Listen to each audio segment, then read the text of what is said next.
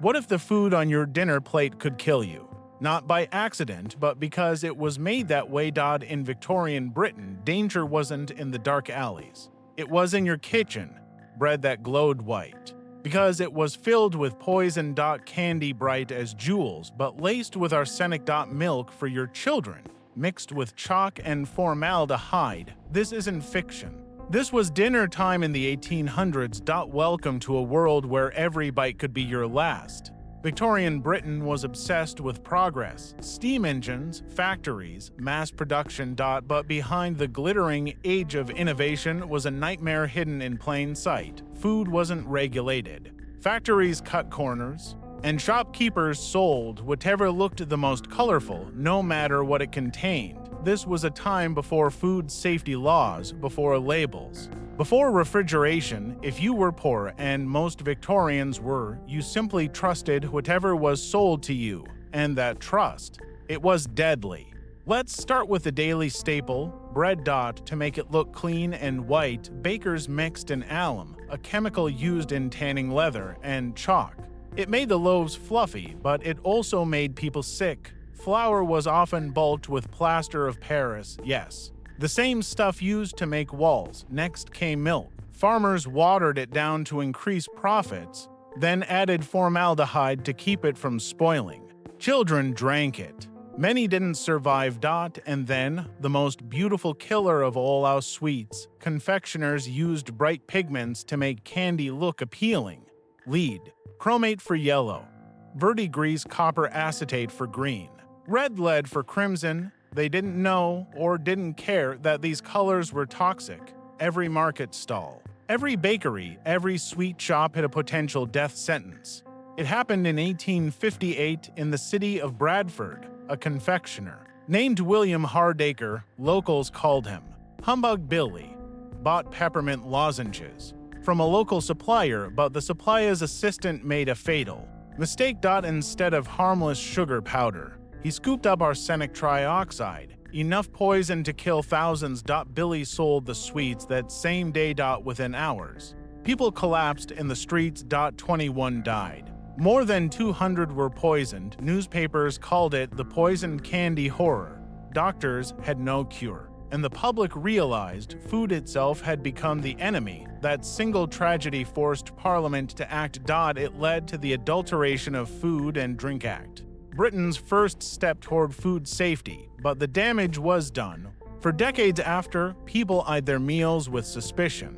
Now imagine walking into a Victorian tavern on a cold night. You order a pint of beer. Cloudy, warm, but comforting. You raise it to your lips and unknowingly swallow poison, because even beer wasn't safe. To make beer appear rich and golden, brewers added lead salts and sulfuric acid to their barrels. These chemicals enhanced flavor and destroyed kidneys. Casks were sealed with lead-based solder, meaning every pint was a slow drip of metal into your bloodstream. Chronic lead poisoning left drinkers weak, pale, and confused, a condition known then as painter's colic. And milk, still a killer, even after the Bradford tragedy. Milk remained one of the most adulterated drinks in Britain. Vendors added chalk, plaster, and even starch to thicken it, so it looked creamy. To stretch it further, they mixed in dirty river water. Many Victorian infants never made it past their first winter, not from disease, but from the milk meant to save them. And then came tonics. The Victorians loved tonics, little miracle bottles promising energy, beauty, and eternal youth. They were everywhere, on chemists' shelves, on street corners, sold door to door. But those miracles hid horrors. Some were laced with strychnine, yes, rat poison in energy tonics. Others contained chloroform, mercury, or cocaine. And one best-selling drink, Vin Mariani, was literally red wine spiked with pure cocaine, advertised as good for nerves and digestion. People drank it daily. Even Queen Victoria reportedly had a bottle. Some dangers were obvious, but others, they were hiding in plain sight, sitting right there on your kitchen table. Let's start with cheese. Victorians loved their hard cheese, aged, strong, and smelly, but to speed up the ripening process, some producers added red lead to give it a golden hue. Others used arsenic. Compounds to kill insects. So a simple cheese. Sand which could slowly poison you. Then, there was tea. The national drink of Britain, but not always what it seemed. Importers often reused old, flavorless tea leaves, dyed them green with copper chromate, and resold them as fresh, some even mixed in dried grass or toxic plants to bulk up weight for the poor. Tea was the only comfort, but in the slums of London, it became one of the most dangerous drinks around, and street food. That was an entirely new level of risk. Vendors sold meat pies that had sat for days unrefrigerated. They reused rancid lard again and again, coating pies in grease that stank of decay. One bite could give you typhoid, dysentery, or something worse. Even sweets sold by children on street corners were deadly.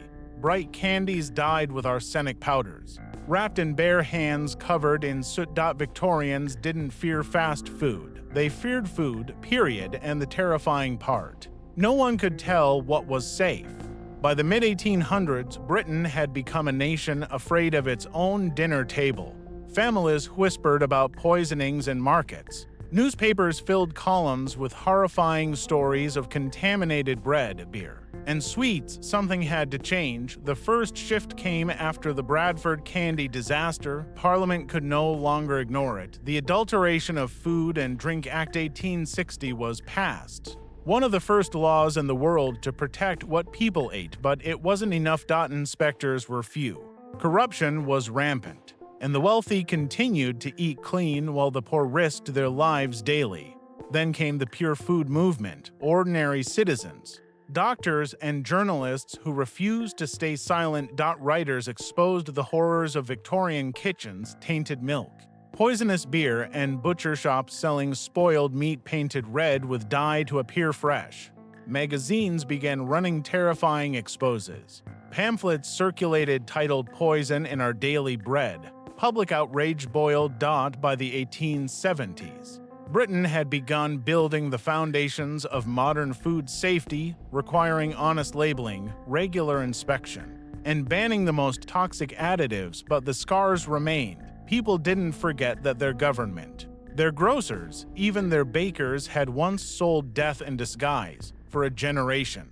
Victorians approached food with suspicion, sniffing their milk before pouring, scraping the mold off cheese, watching for strange colors in sweets, and out of that fear, modern Britain was born, a country that demanded trust in what it ate, a trust that was hard-earned and paid for in blood. It's easy to look back and think the Victorians were naive, that they didn't know better, but the truth: they were pioneers, they suffered, they protested, and they forced a revolution that still protects us today.